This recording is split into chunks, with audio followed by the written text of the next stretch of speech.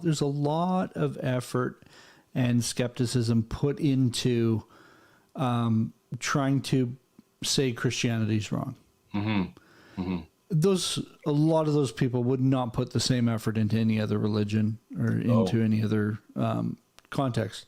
Some people, it's their career. Why Literally. is it something that people still feel so strongly about to fight something they don't believe exists?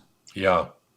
Well, now we're getting into the second aspect of skepticism. Those people who it's not because they've been, immobilized by something they heard, but they really want to put their faith in God.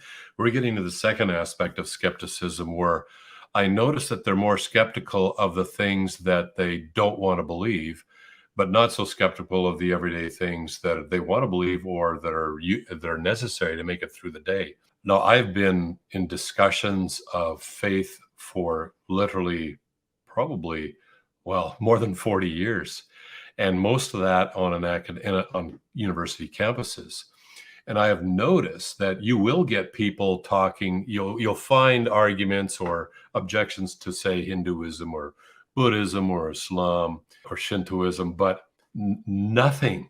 It's relatively minor. It's more than just minor. It's almost nothing in comparison to the amount of energy and resources and people devoting themselves to trying to just undermine Christianity or undermine people's faith in God and Jesus Christ.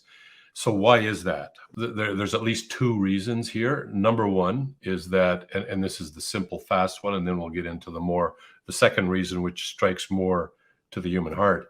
The first and foremost one, or the first and fastest one, would be, according to God, there are angels. He has created angels, and they were all created flawlessly, perfect and beautiful and very powerful. But a certain segment of them decided on their own free will to turn away from God.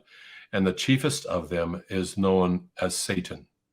So in our society, we've been taught to kind of laugh or snigger when somebody actually believes in the devil, so to speak. I think people should really seriously rethink that. If you go to visit many developing countries, you'll find that that's people don't laugh at that. In fact, now you might respond by saying, well, they're just ignorant. Well, no, wait a sec here. That's a bit of a North American kind of arrogance there. Satan has a little different strategy in a lot of developing countries where he's very open.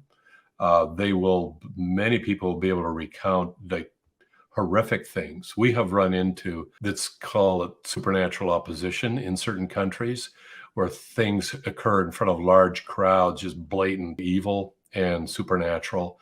In those countries, people have a terrible fear of Satan. And so they will tend to not want to disturb the supernatural evil forces, and they will fall into line, so to speak. In North America, there is a tendency to say, well, that's just bogus, which allows that nothing is more dangerous than an enemy that's loose in the camp that you can't even see and don't believe in. So they can work freely and unhindered behind the scenes and take down your entire civilization. And that is precisely what we're seeing happening in Western civilization today. We are seeing the slow disintegration and dismantling of our civilization. And when you trace back what's underlying this and where does this go, and starts to converge on moral decisions that humanity is making pertaining to greed and sexuality, all of this tends to destroy our civilization. So Satan can work in two ways. So one of them would be, obviously, if Christianity is true, then it follows that there are forces of evil that are doing everything in their supernatural power to stop it. In fact, Satan is described by Jesus as the father of lies. When Jesus was being tempted by Satan, you look at the temptations. He's going right after the kind of things that humanity would fall for. Some are our physical desires like food, or some of them are desire for power. And we see all of that just rampant and unleashed in our society today. The general impression I get from the Bible is that Satan seems to have to do most of his dirty work in this world through what he can get humans to do. Satan is not, physically got a bunch of people running around, or a bunch of fallen angels physically that can do things, although there are things they can do there as well. And that's that remains up for discussion. I could be mistaken here, but I think maybe this could even be the number one reason for skepticism. And you could put it under the general heading of, say, human pride. Now, that has a lot of different facets, where one facet is the reluctance to admit that there's anything that's more powerful than we are. Where I see this a lot is in science fiction. I used to read a ton of science fiction. A lot of times you'll see in science fiction, humanity meets some alien, or you see this in the movies, some alien who are obviously way technologically superior to us, so they can build starships, travel through interstellar space, and arrive here on Earth. Yet somehow we succeed in defeating them by the end of the movie. There was one hilarious science fiction I read, short story, where humanity continued to start to move outwards in our area of the galaxy amongst the nearest stars and start populating. But eventually we made contact with a huge interstellar federation that's many different alien races and so forth. And the interesting thing is that by the end of the story, humanity had the whole federation mortgaged up to their eyeballs, and essentially humanity was ruling over the federation through financial lending and borrowing, which for some reason the Federation of Interstellar Species had not invented yet, borrowing money and mortgages and interest rates and everything else. That was pretty funny.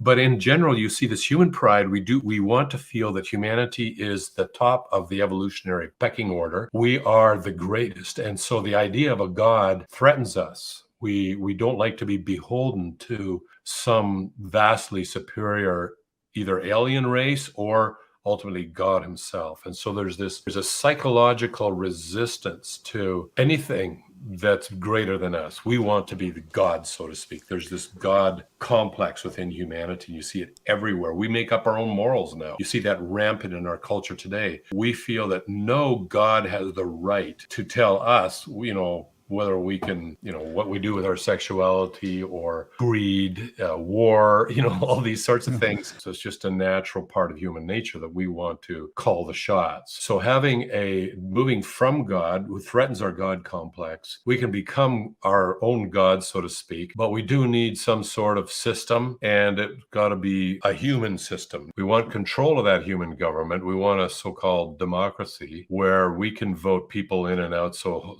we still got some control here. But the mentality seems to be that ultimately, since humans are essentially God, and there's also this thing that goes along with that, ultimately we're good, and if we're not good, we're just victims of our upbringing or of our environment. So if we can just improve the environment, everybody will be eventually pretty good. And so our governments, we should eventually see an improvement in government. So I see this raised in discussions quite often, pointed out that actually humanity and human civilization is improving all the time. We've got fewer, say, poor people below a certain level and so forth. Slavery, less and less of that all the time. So the argument goes. Now, those can all be challenged, mind you, but the idea here is that the further we move from God, the more faith we have to put in human government. And this is why you will see, if you were to do surveys on God versus how big of a government we should have, you will definitely see a correlation.